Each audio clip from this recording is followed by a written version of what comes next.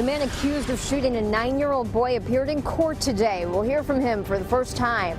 Time is quickly running out for this year's General Assembly session, and a number of key issues remain unresolved, including a bill on heroin. March is all about change, and we're tracking a big weather change coming your way later this week. The full forecast just ahead. Tracking, alerting, protecting. This is WKYT News at 4:30.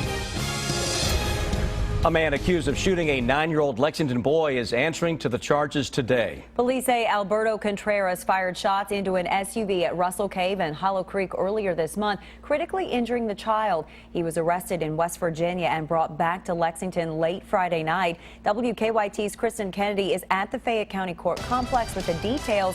It's our top story at 4. Contreras had an interpreter by his side when he appeared via video arraignment this afternoon. This is Alberto Contreras, charged with assault first degree. Alberto Contreras is facing an assault charge. Monday afternoon, the judge entered a not guilty plea on his behalf. Officers say Contreras was the driver of the white Nissan Maxima involved in a shooting earlier this month at Russell Cave Road near Hollow Creek. In his arrest warrant, detectives state the victim's mother approached Contreras' car earlier in the day and asked him to move. We're told he was parked near a dumpster where she worked. Police believe Contreras then followed the victim's mother in her car, shot into it multiple times, and hit and severely injured the 9-year-old victim. Since the shooting, fundraising sites have popped up for little Antonio. Friends are trying to help his family pay his mounting medical bills. They say he is still struggling to survive. Contreras will stay in jail in Lexington unless his bond is met. Contreras will be back in court with a court-appointed attorney April 1st. In Lexington, Kristen Kennedy, WKYT. Bond for Contreras is set at $7,500. Well, it is our last full week of March, and we are in for a wild week weather-wise. And we're starting out the week with sunny skies, beautiful out there, but changes, they are coming. WKYT Chief Meteorologist Chris Bailey's tracking the weather on the First Alert Defender. Hey, Chris. Hey, guys, to show you just how substantial those changes are and what a fine line we are currently walking across Kentucky. Look at our temperature map from across the region. Look at the north. It is wintertime still.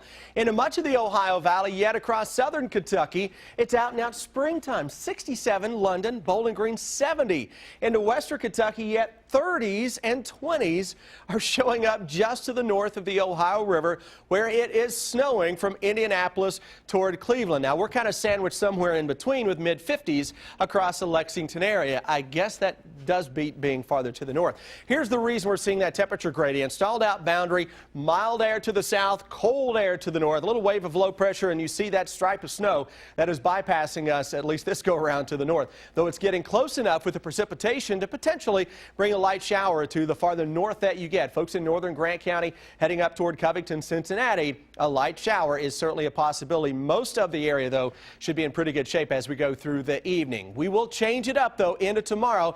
That is when we begin our wild temperature ride, guys. We'll track it for you with the hour-by-hour forecast and show you what to expect if you're heading up to Cleveland to cheer on the Cats. That's in less than 10 minutes. Thank you, Chris. Nearly a week later, and police are still searching for a missing Montgomery County woman. 28-year-old Audrey Blackburn has not been seen since last Tuesday. Her parents say that she went for a walk and never came back. A golden alert has been issued because Blackburn has some mental health issues. She's 5'3" and was last seen wearing a pink hoodie and gray pants. A number of key issues still unresolved, and Kentucky lawmakers are running out of time. Tomorrow is the last day of the session. Those wanting certain bills passed are scrambling to make their voices heard. WKYT's Phil Pendleton is in Frankfort, where people spoke out in support of issues they hope get passed in the waning hours. Traditionally, the last 2 days of the legislative session were designed to override anything the governor put his veto pin to. But now, once again, this year, lawmakers are scrambling to find common ground on some issues they said were priorities at the beginning of the session. Among them is the heroin bill. Both chambers passed their own versions, but there are differences dealing with treatment and penalties. Also on the table is a bill to change the way the gasoline tax is calculated.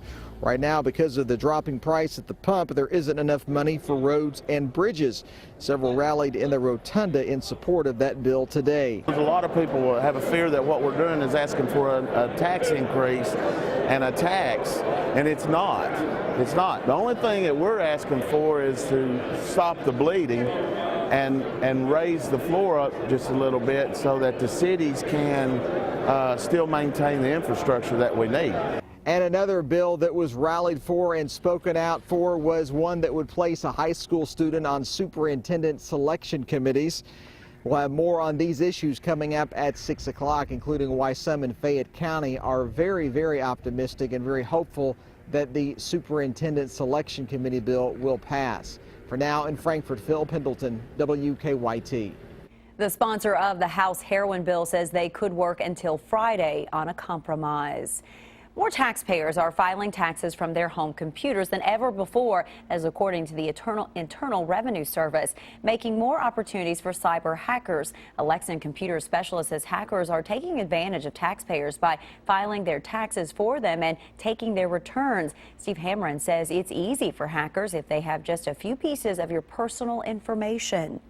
So the bad guys were filing false returns for consumers, for taxpayers. They've collected your information some way. They've got your social and they've got your address, and they've got enough to file a tax return on your behalf and get a refund for you. Sam is at the live desk now with investigative reporter Miranda Combs with more on this story that she's working on for 6. Sam?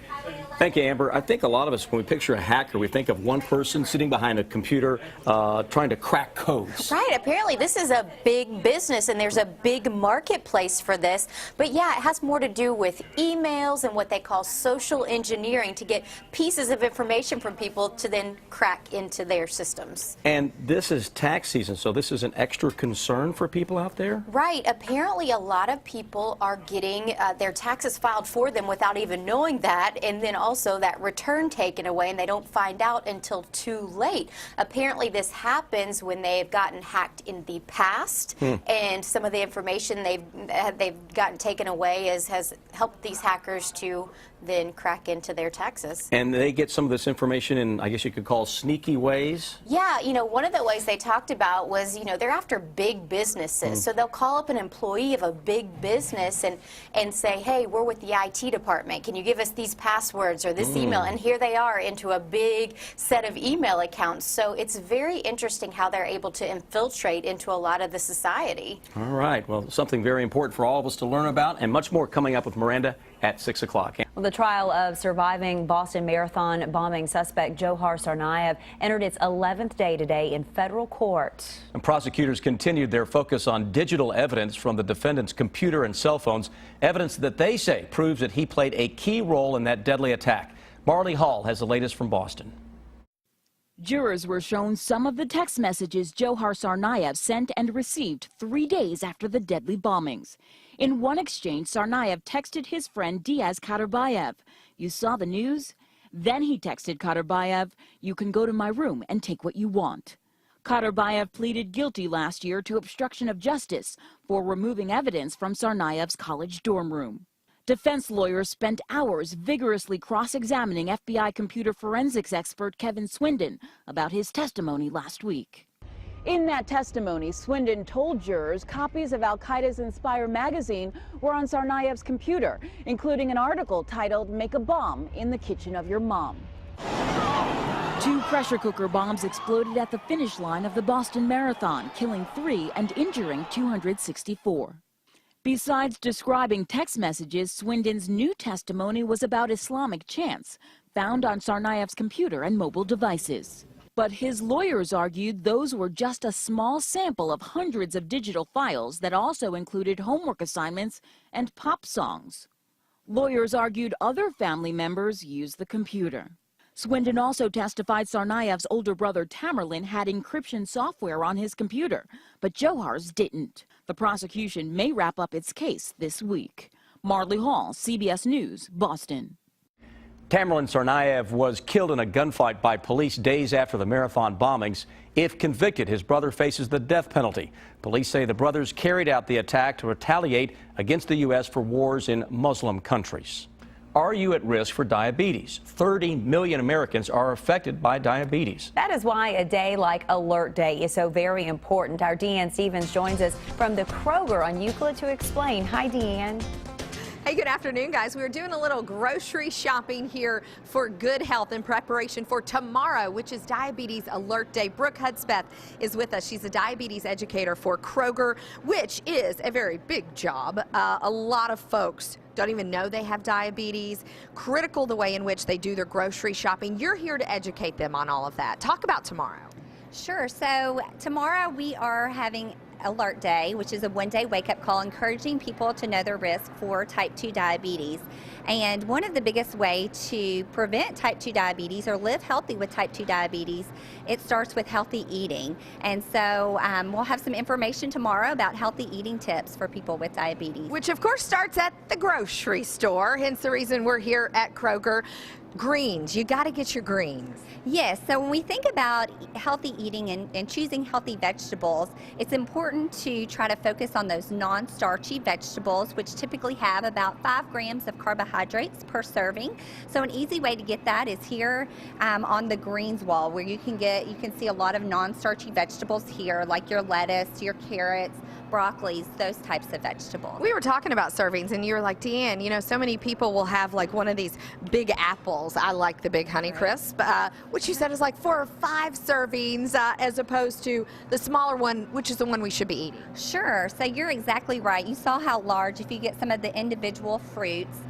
Fruits are good. They're a good source of vitamins and minerals and fiber, so you need fruits, but again, that serving size is so important. So typically if you get something like the bagged apples, which you can see as well, the apples that are in there are a lot smaller, and that's more true to a serving size versus some of the larger fruits that you get if you just buy them individually. And we were talking about the size of the potatoes as well. So yes, exactly the same thing. So typically one serving size of a potato or of a starch would be about half of a medium-sized potato. So you can see the sizes of the potatoes in the bag. They're much smaller, again, much truer to a true serving size than the big, large potatoes that we should be eating, right? Okay, and last but certainly not least, when you talk about going to the grocery, these juices are so popular right now. A lot of folks think they're having healthy juice, and some of them very much are.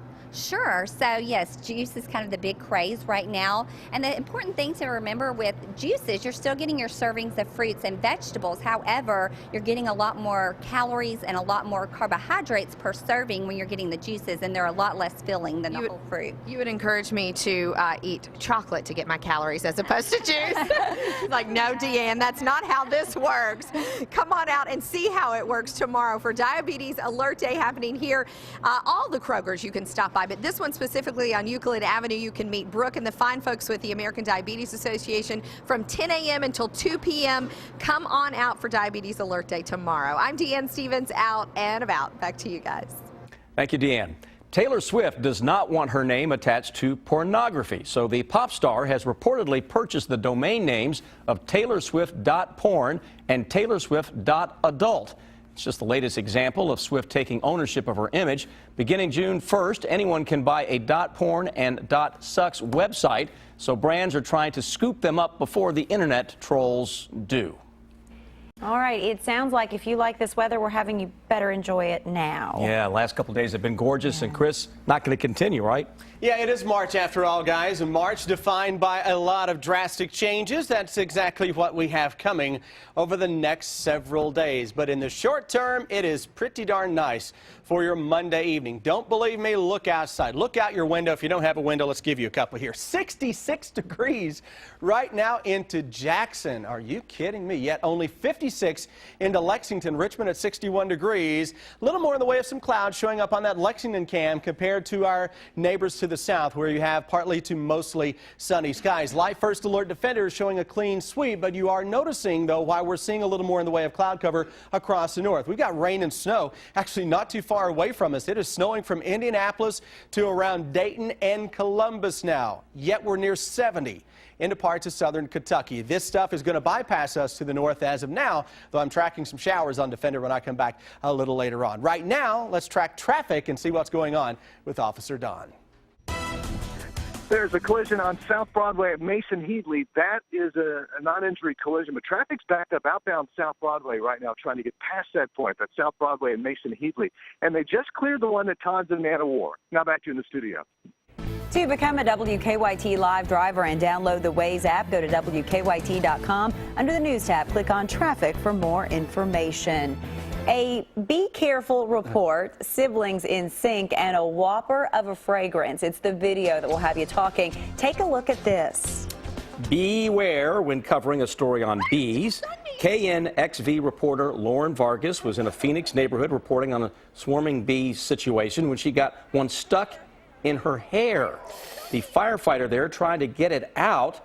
Well, the bee ended up stinging her. Unfortunately, Vargas says the sting only hurt for a second. Poor thing. Why do I feel like that's something that would happen to me one day? It probably would. Well, it is a rare occurrence. Twin sisters could not believe it when they gave birth on the same day, and even luckier, it was St. Patrick's Day. The Gleaton sisters both delivered boys and only hours apart. The South Carolina siblings knew their due dates were close, but they were stunned to give birth on the same day. Congratulations. Wow. And the home of the Whopper becoming the home of a fragrance. Burger King says it will sell a limited edition scent at its restaurants in Japan on April 1st. It's called Flame Grilled Fragrance. It sells for $41. It also comes with a free Whopper.